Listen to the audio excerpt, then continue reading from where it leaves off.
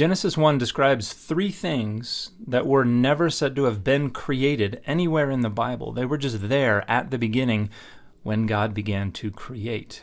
Hey everybody, I'm Dan McClellan. I'm a scholar of the Bible and religion, and most scholars these days believe that Genesis 1:1 is a temporal clause that is not describing an absolute beginning, but is just saying when God began to create the heavens and the earth was welter and waste, and darkness was upon the face of the deep. So the earth, darkness, and the waters were already there when God began to create, and they are never described as being created. The light is created. A dome is created to separate the waters. There are other things that are created, but the earth, the waters, and darkness were there from the very beginning.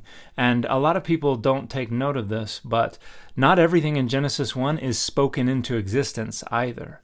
So in the beginning, God says, "Let there be light," and there was light, and God saw that it was good. But in verse 6, God says, "Let there be a dome," or a vault. So this would have been understood as a solid, probably crystalline dome that would have separated the waters to allow for the heavens to exist. But after God says, "Let there be a dome," the text doesn't say, "and there was a dome." The next verse says, "So God made the dome." And the verbal root there is asa, which means to do or to make. So it's a combination of creation by divine fiat as well as by some mechanical process of creation. And the last thing to note about the creation account in Genesis 1:1 is that it is the second of the two creation accounts that are found in the beginning of Genesis.